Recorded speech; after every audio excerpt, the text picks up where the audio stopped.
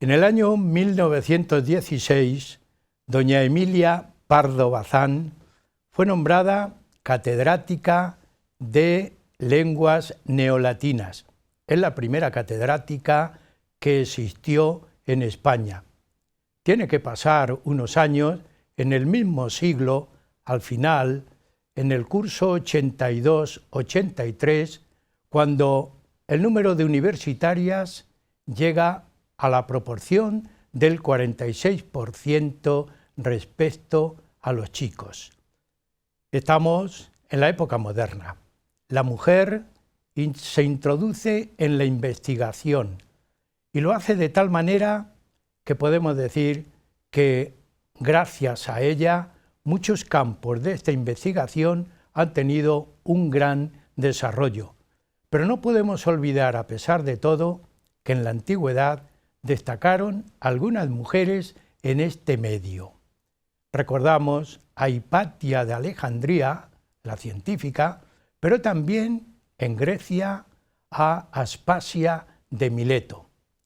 Huellas de nuestro tiempo les presenta hoy un tema muy actual, muy científico y muy femenino: la mujer en la ciencia y en la investigación.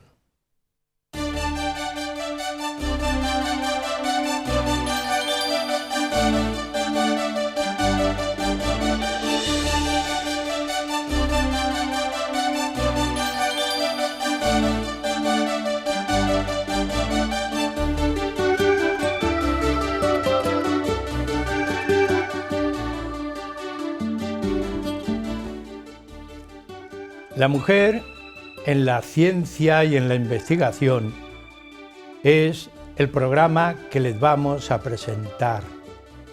La mujer estudia, se introduce en la investigación porque ella ha aprendido a ser, porque ella ha aprendido a conocer, ha aprendido a trabajar, pero también ha aprendido a compartir su inteligencia y su estudio con los demás. Para tratar el tema, para debatir y exponer el tema, tenemos en el estudio a dos mujeres, dos investigadoras, jóvenes y además en activo en el mundo de la ciencia. Son doña Pilar Gil-Adrados, a la que damos la bienvenida casi de corrido, porque ya es frecuente en nuestro estudio, así que Pilar, nuevamente yo te agradezco que estés con nosotros. Gracias, Andrés. Como siempre es un placer estar aquí y compartir este rato. Y tenemos a doña Isabel Sánchez Magro, también le damos la bienvenida, es la primera vez que viene, porque los trabajos son lo primero, pero también la exposición de los trabajos es uno de los objetivos que tiene el programa Huellas de nuestro tiempo. Así que también te damos la bienvenida por estar en el estudio. Así que muchas gracias, Isabel. Muchas gracias por la invitación y también bienvenidos a todos los que puedan estar oyéndonos ahora mismo. Muy bien. Recuerdan, doña Pilar Gil-Adrados es doctora en ciencias veterinarias, pero como conjuga el estudio, la investigación con la profesión, también es licenciada en ciencias políticas.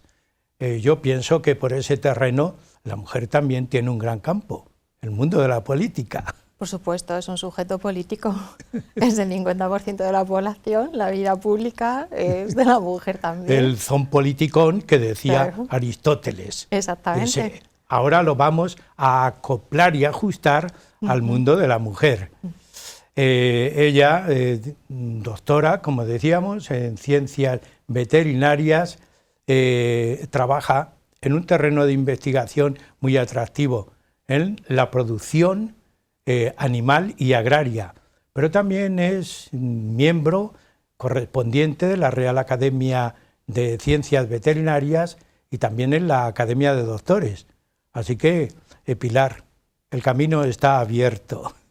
Y también tenemos a Isabel Sánchez Magro, doctora en medicina, profesora colaboradora de la universidad que le reclama porque su trabajo de investigación tiene hoy una vida y un empuje tan vital que la universidad tiene que nutrirse de este tipo de trabajadoras. Así que ese trabajo, por supuesto, ya correspondido, pero también a la vez es la directora médico del laboratorio Merck en España. Por supuesto, los ensayos clínicos, la aplicación del medicamento en el mundo real, auténtico de la enfermedad, es donde ella aplica sus conocimientos. Así que a las dos, pues nuevamente, yo os voy a poner en situación y en cuestión importante. Hablamos mucho de investigación hoy, pero la investigación auténtica se lleva en el terreno real de la práctica. ¿Cómo está hoy? Cualquiera de las dos, si las dos podéis iniciar. ¿Cómo está la investigación a nivel mundial, a nivel de España? ¿Cómo está? Bueno, Pilar, empiezo yo y además creo que me lo ha dejado Andrés perfectamente preparado, porque a lo que yo me dedico es a la investigación con medicamentos, a los ensayos clínicos, en la parte cuando se descubre una nueva molécula que puede tener una aplicabilidad sanitaria y médica en alguna enfermedad, pasa por diferentes fases, por la fase básica y preclínica, que se hace en laboratorio en el mundo animal, y yo me dedico a la parte humana, a la parte de ensayar medicamentos en personas, en voluntarios, en las fases más tempranas y luego en pacientes. Y hablando de investigación, sin llevarlo al rol del género, nuestro país en este momento está a la cabecera en investigación clínica y somos ahora mismo un país referente donde las grandes multinacionales, los grandes centros de excelencia en investigación apuestan por nuestro país y estamos pues a la altura de países como Estados Unidos y Alemania. O sea que la investigación, aparte del rol de género, podemos decir que España vamos muy bien en este campo. Pilar, tú vas en otro plano, pues, y en otro terreno, pero tú eres también una mujer que implica a muchos, ¿no? En otro ámbito del conocimiento. Evidentemente no puedo dar nada más que la razón a Isabel en lo que expone, pero también es cierto que hay otras áreas de interés en los que ya no solo España, sino la Unión Europea pues está en una posición francamente mejorable. Y ahora me ciño al ámbito que a mí me concierne más cercano, que es, por ejemplo, el estudio de la tecnología aplicada a la mitigación del cambio climático, a la mejora de la huella hídrica, a la tecnología en alimentos. Por ejemplo, la Unión Europea, con respecto a los organismos genéticamente modificados, los transgénicos, tiene una regulación muy estricta que seguramente responde a la ética y a la moral de los ciudadanos europeos, ¿no? Pero no a lo que es el contexto mundial. Por ejemplo, en Estados Unidos la edición genética es rutinaria, o por ejemplo en China. China ahora mismo lo que está recuperando es todo su talento, no que es precisamente lo que sucede aquí. Y tiene genoma, por ejemplo, del arroz, que consigue pues ahora mismo cualquier patología que pueda tener el arroz, que es una parte de su sustento básico de la población, o por ejemplo Estados Unidos, que haya conseguido enmascarar el gen de la oxidación del champiñón, o por ejemplo relacionado con la huella hídrica, otro ejemplo, la vainilla, que todos conocemos como un aroma que está en la mayoría de nuestros alimentos. El conseguir un transgénico con una levadura supone un ahorro por cada kilo de ese aroma de más de 1 millón de litros, ¿no? Entonces, sí, por supuesto, hay ámbitos de conocimiento que estamos francamente bien, y hay otros en los que son retos al que el ser humano se tiene que enfrentar. El cambio climático es un hecho y hay otras cuestiones de tecnología de los alimentos. Ahora hay una variedad de posibles consumidores, desde la geriatría, bueno, los veganos, vegetarianos, etcétera, todo eso, y no hay suficiente materia prima para alimentar toda esa población de esa manera. Es decir, podemos decir, después de vuestro comentario, que este es un concepto de investigación muy amplio, muy genérico. Ya vemos que en distintas parcelas de la vida diaria se puede aplicar. No solamente los ensayos clínicos a la enfermedad, sino también a la necesidad de cubrir todas las necesidades, y utilizamos el mismo término. Al fin y al cabo, investigar es buscar una solución a un problema. Eso investigamos. ¿Y cómo implicamos, refiriéndonos a la mujer, cómo implicamos a la mujer en ese panorama que habéis hecho tan amplio, que cubre realmente muchos campos, varios campos, y varias ciudades, y varias colaboraciones y cooperaciones? ¿Cómo podemos implicar a la mujer ahí? A la mujer investigadora. La mujer investigadora, claro. Hay un aspecto que es una realidad, y eso incluso si nos comparamos con el resto de nuestro entorno, y es las bases, ¿no? La motivación de las niñas, en este caso, por la ciencia y la tecnología desde los cursos más básicos, ¿no? Esto es una realidad, que hay ciertos estereotipos que de momento hay todavía que luchar contra ellos y cambiarlos. O sea, está claro que seguimos todavía teniendo algunos, sobre todo ciencias STEM, toda lo que es la parte del STEM, de la ciencia y la tecnología, donde realmente las mujeres pues no sabemos muy bien por qué, no sabemos si es que realmente en los colegios no se está dando la educación y la curiosidad, no se les está abriendo la curiosidad hacia la ciencia y la tecnología, y desde muy pequeñas a la mujer parece que se le guía hacia ciertas materias y ciertas disciplinas, y eso hace que lleguen menos a algunos aspectos de la parte de la ciencia. Es cierto que por contra, hoy nos encontramos que en el mundo, por ejemplo, de la sanidad, son más las mujeres que están accediendo a las carreras en ciencias de la salud, y es cierto que también la parte de la salud está muy ligada a la investigación.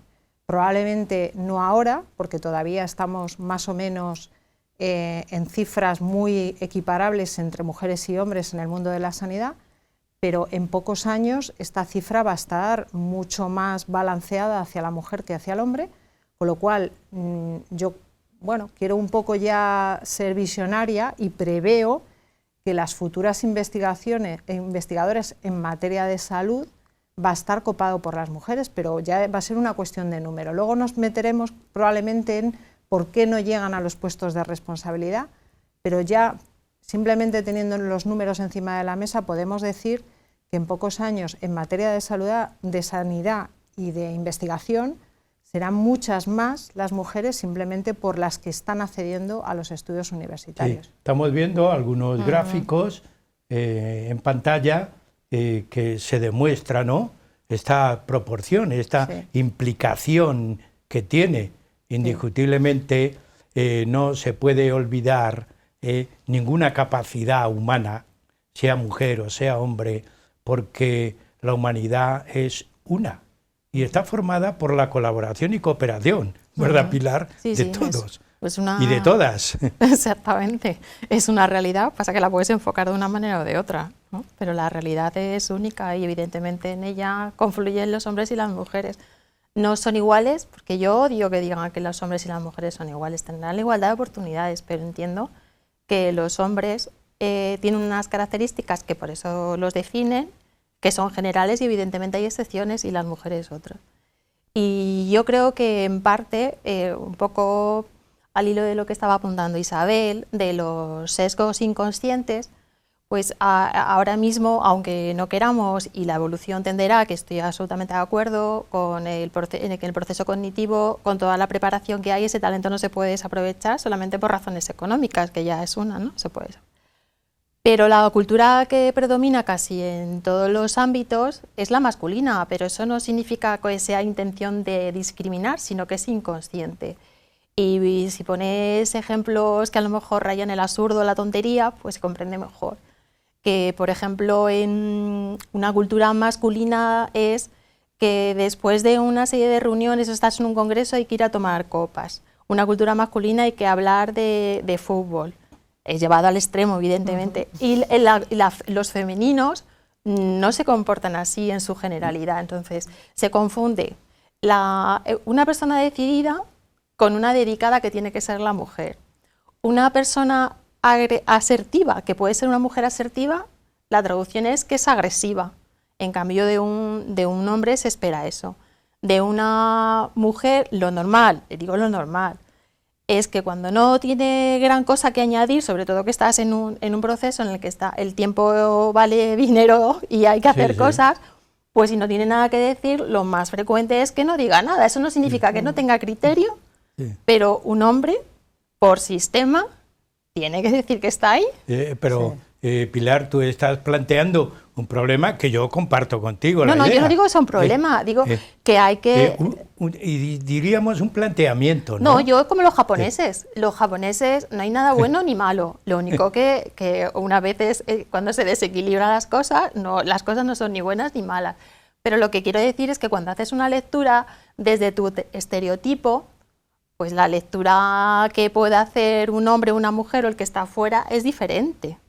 Sí. Pero no es malo. Si nosotros pudiéramos ver ahora mismo una fotografía, que tenemos algunas, en donde está trabajando una mujer en un laboratorio o un hombre en un laboratorio, no hay investigaciones específicas, ¿verdad?, de a ver cómo planteamos eso. Bueno, cuando decía Pilar, y yo lo comparto totalmente, este comentario, seguramente tú y yo lo hemos hecho en muchísimos foros, esto que nos empeñamos en que somos iguales y nosotras como investigadoras tenemos que discrepar, porque uno de los grandes problemas es que se nos ha obviado en el campo de la investigación clínica.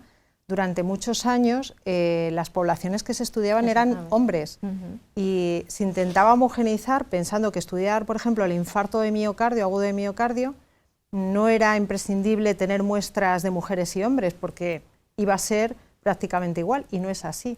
De hecho, esto ha sido un problema porque no se conoce suficientemente y muchas mujeres no saben identificar los síntomas del infarto agudo de miocardio y padecen y pueden llegar a morirse por no identificar esos síntomas.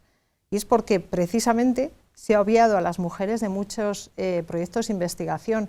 Esto hoy en día ya hay una buena noticia. Se va equilibrando, ¿no? Se va equilibrando, o sea, no estoy dando malas noticias y pensando que toda la investigación...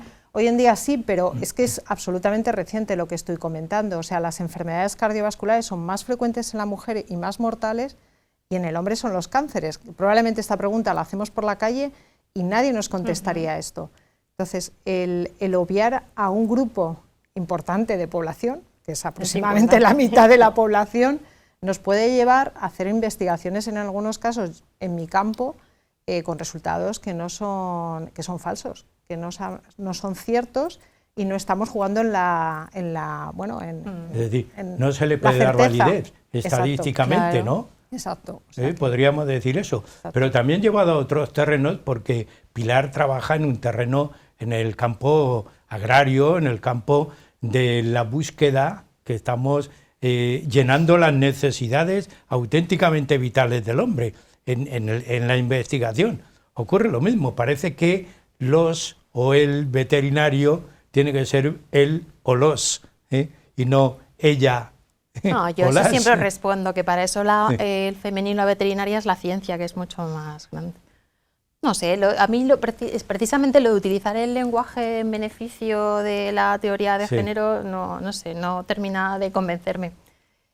Pero que el comportamiento, ya no solamente en la universidad o en los campos en los que se adquiere conocimiento básico, hay evidentemente, yo encima la mayor parte de mi tiempo lo trabajo en la administración, con lo cual la administración, que haya discriminaciones en ese sentido puede ser bastante difícil, ¿no? Pero sí hay sesgos inconscientes, que un sesgo inconsciente es pues, lo que llamamos el techo de cristal, que no hay nada que te lo impida, pero el entorno no te beneficia. Sí. Y vuelvo por ejemplo, a los sistemas de reclutamiento o a los sistemas para elección de en qué materias se va a trabajar. Hay disciplinas que están estancadas, que necesitan paradigmas nuevos. Y evidentemente la mujer lo que puede proveer es una diversidad. Es una diversidad de enfoque de las cosas. Y la investigación no es tanto obtener datos, es que hay que teorizar. La teoría es la que tienes que falsar después, ¿no? En ese aspecto yo creo que la mujer tiene mucho que aportar. Pilar, yo te voy a hacer una pregunta inventada ahora mismo por mí. Siguiendo el método científico, es el método de la inducción. Es decir, se necesita ir al campo. Sí, claro, naturalmente, pero tienes que tener... Sí, el terreno es donde se pisa. Pero previamente tienes que tener una teoría. No puedes de acumular datos, no puedes obtener un resultado. Tienes que al menos enfocar, teorizar, elaborar una hipótesis, evidentemente teniendo en cuenta todo lo que se ha analizado. En el terreno de la clínica, ¿cómo se lleva esa aplicación? Yo diría inductiva. Todavía no hablamos de deducción, de inducción. Pero estamos hablando en el campo, teniendo en cuenta el rol del género, ¿no? Sí. En la clínica, yo hablando un poco de las diferencias que se pueden establecer, el techo de cristal, lamentablemente, ya hablaremos del techo de... No, pero como estamos lo hablando de la clínica... Lo citáis, pero ya hablaremos porque yo por ahí quiero entrar en ese terreno. En el ámbito del entorno sanitario de la clínica, aunque yo digo que hoy en día ya la salud no solamente está en el centro sanitario, hoy en día con las aplicaciones la salud está todos los días, en cualquier momento de nuestra vida, estamos generando salud, ¿no? O sea que eso también hay que tenerlo en cuenta. Ya la salud ya no está en el centro de salud y en el hospital, está en todos los datos que generamos diariamente.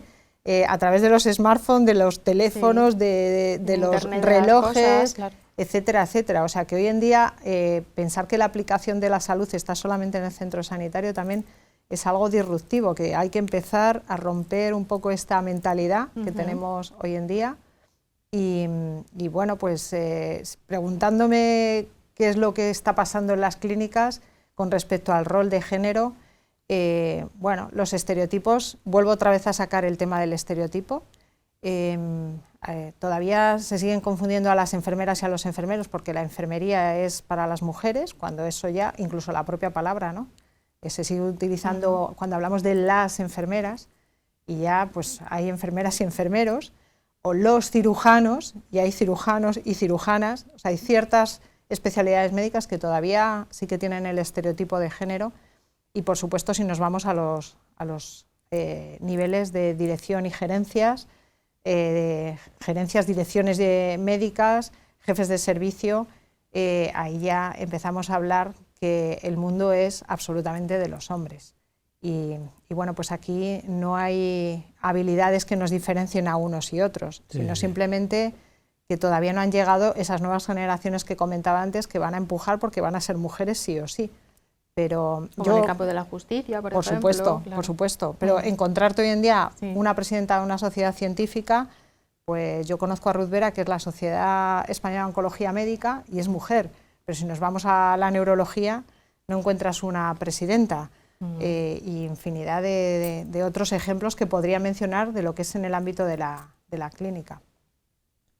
Bueno, estamos muy al borde de la primera parte del programa, porque el tiempo corre, pero se nos ha quedado ahí. Yo es que soy teóricamente inductivo, parece una contradicción, Pilar, pero hay que llegar en la investigación al dato concreto, ¿verdad? Sea hombre o mujer, porque siguiendo el método científico es la inducción la que produce la ciencia. ¿Os parece que la afirmación es válida? Con muchos matices. Bueno, bien, pero es que por eso sí, yo soy el que da la generalidad. No, sí, se trata de llegar a un proceso cognitivo.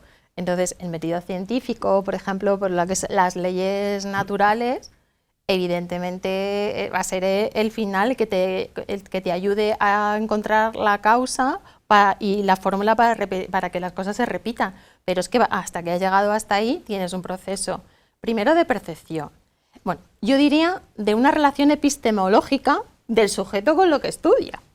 Sí, entonces, sí. Claro, y vuelvo a lo mismo. Estoy de acuerdo. Claro, entonces lo primero que tienes que tener es una sospecha, una intuición, una continuación de un trabajo, una teoría que necesitarás información para corroborar o para pasar que lo que tú propones pueda ser correcto o necesites depurar esa teoría, pero entiendo que en la teoría yo creo que es proceso del intelecto.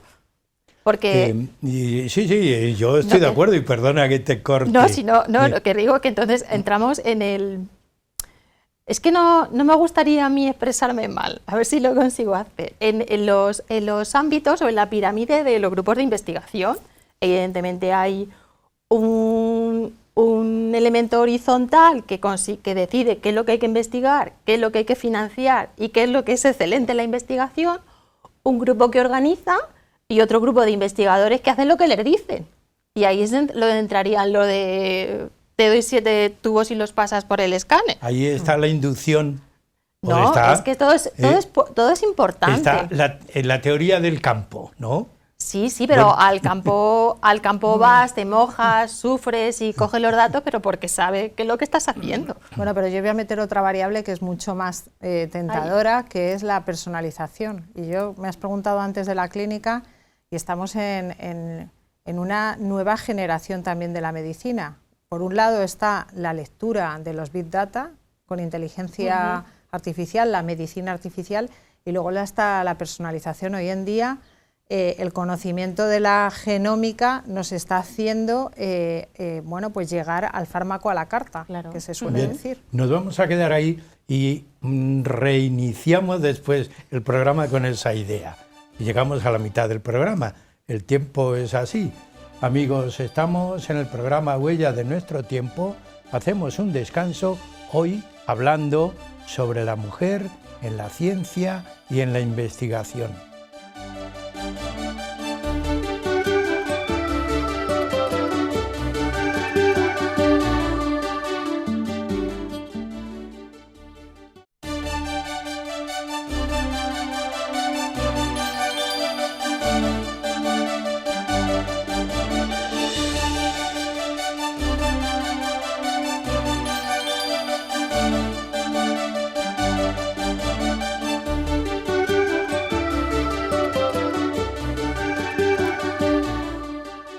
El programa Huella de nuestro tiempo sigue con ustedes hoy con un tema, les decíamos en la primera parte, que tiene atracción, gancho, vulgarmente dicho, pero en definitiva de calado hondo en el mundo de la ciencia y de la investigación. ¿Cómo interviene la mujer en ese terreno y en esos medios de trabajo? Tenemos en el estudio, como les indicábamos anteriormente, a dos doctoras, doña Pilar Gil Adrados y doña Isabel Sánchez Magro, que en campos distintos del trabajo y de la investigación, ellas nos han ido situando el papel de la mujer. Cuando hablamos de la mujer científica o de la mujer investigadora, ¿se pierde algo? ¿Se añade algo?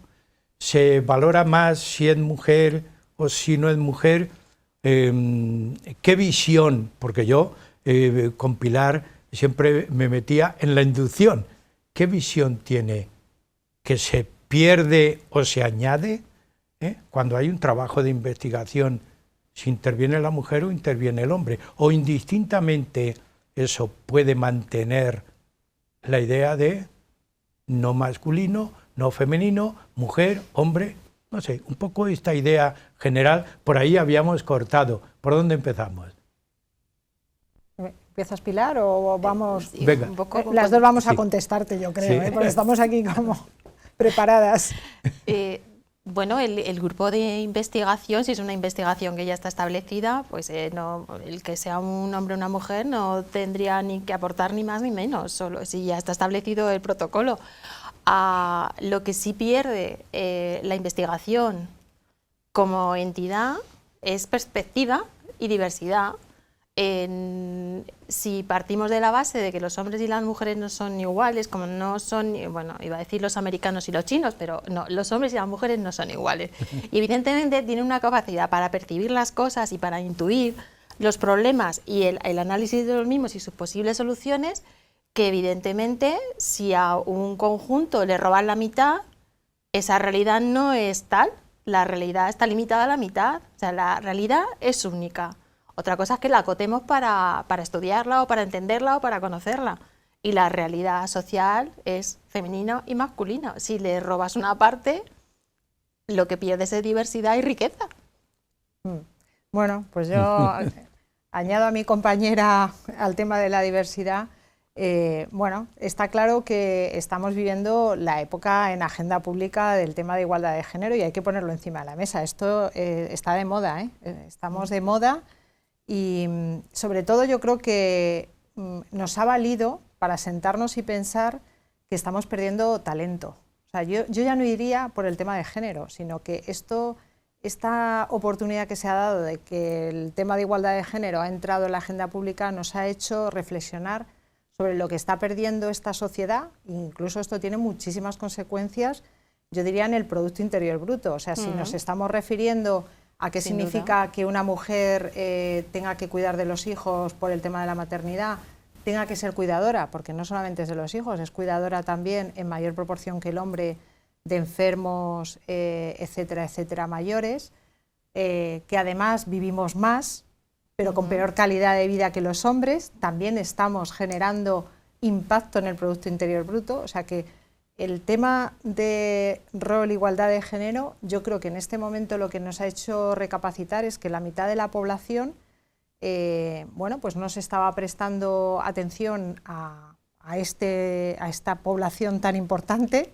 y que, bueno, pues de alguna manera el no haber valorado el talento en su justa medida de la mujer, no solamente en otras sociedades mucho más lejanas a las nuestras, estamos hablando del primer mundo. El primer mundo está perdiendo talento. Aquí aparecen algunos datos incluso de lo que fue los premios Nobel. O sea, el premio Nobel, por ejemplo, en medicina se ha concedido solamente en el 3% de los reconocimientos. Y qué pocas mujeres. Ahí aparecía Rosalind Franklin, que nunca se la dio el premio Nobel, pero que ella fue la que puso las bases a Watson y Crick para el conocimiento del ADN para conseguir el premio Nobel. Esto hoy en día seguramente ninguno de nosotros nos podemos imaginar que esto pasara, pero ahí sí que perdíamos talento a montones, ¿no? Pero hoy en día también estamos todavía en algunas situaciones. Esta foto a mí también me parece muy interesante porque es la derecha hoy en día, ¿no? Esta chica Sabrina González es una crack en el conocimiento y en el desarrollo de avionetas, y a la izquierda, pues por la foto se ve que es una india de hace muchísimos años, del siglo pasado, que fue la primera mujer médico que estudió medicina en Estados Unidos, en la India. O sea que estas realmente fueron pioneras. Y ahí tenemos a nuestra Hipatia de Alejandría, ¿no? O sea que fue la primera mujer científica, al menos documentada, ¿no? O sea que bueno, yo creo que lo que decía Pilar, nos estamos perdiendo esa diversidad. Y eso quizá es el punto más importante. A nivel mundial ya estamos viendo, pero también en España ocurre esto. En España, ¿cuál es la situación por la que está pasando la ciencia? Bueno, la investigación, vamos a hablar de la investigación porque ya tiene una aplicación. La ciencia puede ser la teoría, pero la aplicación, la investigación en España, ¿cómo está situado? Con respecto a nuestro entorno, pues depende del ámbito de interés, como decíamos al principio. Por ejemplo, en ciencias humanas y en aplicación en medicina, pues en un buen lugar. Y en otros pues tenemos nuestras deficiencias y evidentemente depende con quién te compares. Pero lo que sí que es cierto es que esta sociedad es la sociedad de la información y de la tecnología, que necesita y requiere mucha investigación básica, investigación aplicada y experimentación que se utiliza cada día para ir resolviendo problemas. Y también lo que me gustaría decir un poco cuando estamos apuntando a que es una pérdida económica, que es evidente, una pérdida social, pero es que también es una pérdida política. Yo a lo mío, porque una ciencia o cualquier otra rama del saber que no recoge toda la población está desacreditada. Es que las mujeres son sujetos políticos, tienen opinión y criterio. La vida pública también es de las mujeres. Sí, es un tema, yo a lo mejor no quiero entrar mucho en ello, claro, porque puedo ser partidista, pero comparto contigo la idea. Sí, claro, pérdida económica, por supuesto, talento, hay más del 50% en algunas ramas de mujeres doctoras, de postdoctorales. Otra cosa es que no consigan entrar en grupos de investigación porque ahí sí que está estudiado que los sistemas de reclutamiento o de rendimiento o de estudio o valoración del rendimiento para conseguir los puestos, esos baremos, no están adecuados a lo que es una circunstancia, un perfil puramente femenino. No es si estamos basando, por ejemplo, que sea un indicador la producción de artículos y no por su calidad, sino por su cantidad. Por ejemplo, una mujer que su edad profesional no coincide con la edad biológica, evidentemente siempre no se puede medir, no tienen la misma medición. Ese tipo de cosas que aparentemente no son discriminatorias, pero sí tienen una consecuencia para una carrera profesional. De hecho, por eso yo me lo cuestionaría, si las mujeres son capaces de llegar hasta los postdoctorales en una proporción más o menos, aunque haya ramas, como decías, que todavía estén un poco, sean inferiores los porcentajes, pero llegado a ese punto es cuando las mujeres ya esa proporción ya no se distribuye de la misma manera, ¿no? También es verdad que yo a veces me lo planteo y lo intento reflexionar, otra cosa es que no me convenza, porque evidentemente también es cierto que los hombres de generaciones anteriores han llegado con su trabajo y su esfuerzo, que eso yo evidentemente nunca se lo voy a negar, ¿no? Y ahora llega un punto en el que hay que repartir. Ya hay veces que es quítate tú para ponerme yo. Entonces, claro, yo también eso lo puedo entender, ¿no? Y ahí es lo delicado de las listas obligatorias, que por un lado, evidentemente, si no se imponen esos porcentajes, el progreso va a ser más lento, ¿no? Pero por otro lado, lógicamente, no creo que sea porque los hombres, que yo no puedo decir nada más que grandes cosas de todos mis compañeros, y yo no he tenido nunca ningún problema de ningún tipo, eso lo tengo que reconocer, ¿no? Ni siquiera lo he intuido ni lo he visto a mi alrededor, ¿no?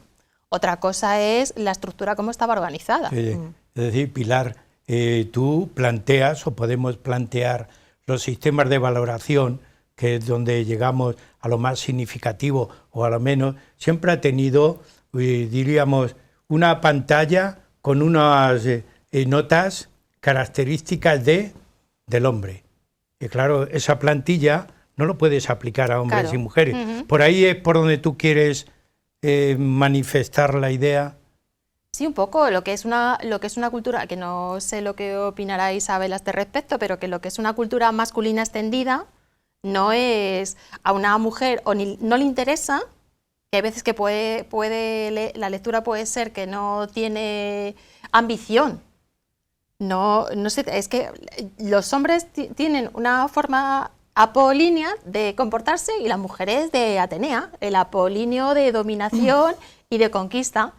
Y no digo que no haya mujeres de dominación y conquista, y ni que las mujeres no sean ambiciosas, sino que tienen otra forma de conseguir las cosas. Tú yo tengo ahí que caminas por el terreno también de la aplicación no solamente en el campo de la investigación, sino de la empresa también.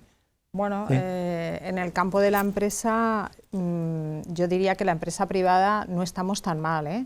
En mi caso, yo tengo la CEO mundial es mujer, la presidenta de mi compañía es mujer, la presidenta de la fundación en la que yo también soy patrono es mujer, y aproximadamente ya estamos más bien cerca del 50% el comité ejecutivo de mujeres. O sea, en mi ámbito, que es la industria farmacéutica, no andamos mal. Retomando un poco el tema de personal investigador, siendo positivo, que tú preguntabas, Andrés, el tema de cómo estamos respecto a Europa, el 39% del personal investigador, esos cifras reales, porque además el CSIC casi todos los años emite un informe muy interesante que yo animo, está colgado en internet, animo a verlo porque nos da muchísima información de cómo están las cosas en investigación, en postdoc, rectores, catedráticos, que no me salía la palabra, o sea que nos da muchísimo dato y estamos 6 puntos por encima del resto de nuestro entorno europeo, Otra cosa es que cuando nos vamos a las cifras de cuántos están dirigiendo laboratorios de investigación, aquí ya en general la curva es muy fácil. Teníamos una gráfica por ahí, pero se empieza a dividir.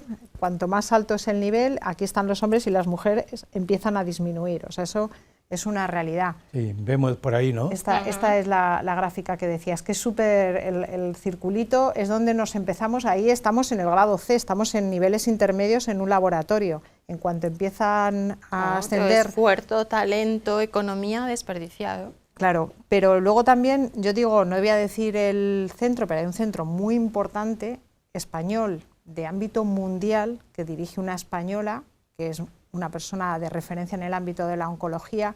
Yo he leído muchas veces decir que son las propias mujeres las que no quieren ascender. Muchas veces ellas se ponen ese techo de cristal. O sea, ellas mismas están empezando a decir, no, pero es que yo tengo que salir adelante, yo no puedo hacer esto, yo no puedo publicar, no tengo tiempo, yo no puedo hacer la tesis doctoral. Entonces, si no tienes la tesis doctoral, no vas a ser catedrático. O sea, todo va relacionado, porque al final el 60% de los graduados son mujeres y la mitad son doctores. O sea que también, atendiendo a las cifras, estamos en igualdad de oportunidades. Entonces, también es cierto que si las mujeres no están arriba, no te van a ayudar, y todo esto va. ¿Quién ayuda a otros hombres? Los hombres, sí.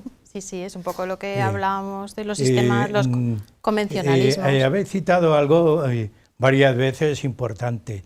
Yo quiero recordar, pero bueno, vosotras me podéis rectificar, que en 1970 una encargada o la jefe de personal de una empresa americana, en una de las reuniones a las que ella asiste, pues había mayoría de hombres y ellos se exponen que, bueno, que lo que tú decías, que hay mujeres que les cuesta ceder, pero incluso como que ellos están de acuerdo que tengan puestos medios. Estamos hablando de 1974 o 78, una cifra así. El nombre da lo mismo, era Marilyn Loden, me parece que se llama, y utiliza un término que después en los medios de comunicación ha tenido mucho gancho. En ese siglo, el final, que es el techo de cristal. Cuando hablamos de techo de cristal, es una metáfora, ¿se queda en la metáfora o qué pasa? ¿Realmente hay techo de cristal? El techo de cristal es algo que no está institucionalizado, pero es que es por el conjunto de la sociedad, por los hombres y por las propias mujeres. Hay mujeres que si tú estás en un ambiente profesional y laboral, pues evidentemente tú tienes los problemas de tu casa, son tuyos y los vas a llevar donde sea, pero no los tienes que poner por delante cuando otro no lo está haciendo. Eso lo he vivido yo unas cuantas veces. Uno que se pone a hablar del satélite Galileo y no sé qué, no sé cuántos, y la siguiente presentación, hablando sobre el desarrollo económico, es, tú no puedes hacer eso, aunque el mayor de tus problemas sea tu conciliación laboral. En ese caso, las mujeres, pero sí que yo creo que es una cuestión de comodidad y de teoría de la elección racional. Si a mí una o dos unos uno, me da igual, me da las cosas hechas, y se pone a hacer las cositas, pues yo me dedico a otra cosa, eso es evidente. Bueno, yo te diría que el techo de cristal también, es que a mí estas afirmaciones de todo blanco, todo negro, hay techo de cristal sí o no, pues en general todavía podemos decir que sí, pero yo he mencionado algunos ámbitos en la empresa privada que todavía, si nos vamos a la banca, probablemente si estuviéramos hablando con una compañera que trabaja en la banca, te dice claramente sí, porque es un mundo de hombres y los comités ejecutivos están plagados de hombres. Pero yo conozco una ejecutiva de uno de los grandes bancos ahora mismo de España, que está sentada con muchos hombres y probablemente se la tiene en cuenta de la misma manera. Pero yo creo que es una cuestión de tiempo. Lo que tenemos que intentar es que esto llegue cuanto antes. O sea, está estudiado. Creo que, es que no recuerdo, no quiero decir la cifra mal, antes la conocía, pero no la recuerdo bien. Está estudiado en cuántos años vamos a alcanzar absolutamente esa igualdad ideal que queremos conseguir de ratios, etcétera, etcétera, y que en algún momento nos pregunten, ¿hay techo de cristal? Y digamos que no. Pero aparte de todo eso, yo lo he mencionado antes, somos las propias mujeres muchas veces las que ponemos ese techo de cristal. Nosotros hace muy poquito hicimos una encuesta con 1000 personas, más o menos eran un poquito más hombres y mujeres, y se preguntó el tema de la paternidad, el deseo de tener hijos, cuándo el hombre o la mujer quería tener hijos. Las mujeres en su mayoría contestaron que el deseo de tener hijos estaba implícitamente relacionado con el tiempo disponible para dedicarles. Y en el caso de los hombres estaba en el ranking número 4. Ellos hablaban de la estabilidad laboral, que se produce cuando uno tiene ciertos años. Entonces, esto nos hace un poco ver cómo nuestras referencias son un poco diferentes. Entonces, el tiempo disponible, ¿cuál es el tiempo disponible? Pues tengo que salir antes del trabajo, no puedo publicar, no puedo hacer una tesis doctoral, no tengo tiempo ahora. Igual cuando tenga 45 o 50 años, que ya los niños los tengo un poco más crecidos, entonces me planteo las cosas. O sea, que la propia mujer muchas veces es la que se está poniendo los límites. Y una carrera investigadora de científico, como cualquier otra, necesita dedicación. Eso no significa que tengas que abandonar cualquier otra esfera de tu vida, pero evidentemente eso conlleva sacrificios, como aprender inglés o tocar la guitarra. Es que todo requiere dedicación. Sí. Y cuando ya entras en una esfera en la que tienes que competir, porque es que llegar a determinados puestos requiere competir, que eso no significa sacar puñal y espada, pero hay que competir, con lo cual necesitas prepararte y tener una serie de habilidades y de capacidades que no las vas a desarrollar sentado en el campo, como tú dices. Usted procéseme 800 muestras, pues sí, muy investigadora, pero... Sí, lo entiendo perfectamente, porque yo estoy en esa línea fundamentalmente en el campo de la educación y de la pedagogía, que es un tema también muy amplio y que en el terreno de la investigación está aparcado totalmente, porque es triste y es una opinión que es como un paréntesis en el programa. Los grandes pedagogos de la historia parece como que han tenido un corte al llegar a la edad moderna. Vaya. De nombres y de aplicación de metodologías y de nuevas metodologías. Se ha quedado un poco en el terreno, si queremos, ideológico o idealista. Pero bien, es un terreno mío, que yo lo dejo también ahí, pero que entraría en el terreno de la investigación. Sí. Y posiblemente ahí la mujer dedicada a la enseñanza tendría mucho que decir y no necesitaría posiblemente tanto tiempo complementario fuera de lo que es el ámbito profesional o educativo para poder dedicarse a este terreno. Pero bueno, lo dejamos ahí. Estamos al final del programa. El tema tiene tantas ramificaciones que podríamos hablar de muchos temas, muy distintos y muy variados. Pero yo tengo enfrente a dos mujeres investigadoras, dos mujeres que tienen talla, yo diría, profesional, que tienen incluso una visión de futuro en el campo de la ciencia y de la investigación. Y yo pregunto, en estos pocos minutos que nos quedan a las dos, introducirse en el mundo de la ciencia y de la investigación, ¿qué supone? ¿Vocación? ¿Deseo? ¿Cómo podríamos, un poco casi como recapitulación de todo lo que habéis dicho, ¿se entra por vocación? Yo, más que vocación, por inquietud, porque alguien ha despertado en ti el espíritu crítico, porque has tenido buenas referencias, porque has conseguido una buena educación, por muchas cosas, ¿no? ¿Oportunidades? Oportunidades, por supuesto, claro, pero eso... Ya, yo me refiero a la vocación, o sea, pues elijas un camino u otro. Claro, evidentemente las oportunidades para investigar tampoco son... Bueno, eso yo creo que siempre buscar la explicación de las cosas. En mi caso siempre ha sido buscar la explicación. Empecé siendo primero médico y luego trataba las enfermedades con fármacos y realmente el saber el porqué de las cosas, ¿no? El por qué ese fármaco había conseguido ese resultado, ¿no? En mi caso y a lo que me dedico, yo creo que ha sido siempre esto, ¿no? Y volviendo un poco a algo que comenté al principio del programa, de las bases, yo creo que hay que trabajar muchísimo en las escuelas. O sea, el tema de las disciplinas STEM, tenemos que hacer algo. O sea, yo me niego a pensar que el hombre tiene que ser ingeniero y la mujer tiene que tener habilidades sociales. Y esto es que no me lo creo. ¿Por qué el 75% de los graduados en ciencia y tecnología son hombres y el 25% son mujeres? Esa es la realidad, pero en España y en el resto de Europa, que lo miré, y es que somos muy parecidos. Entonces, algo está pasando en los colegios. O sea, yo vuelvo al estereotipo también.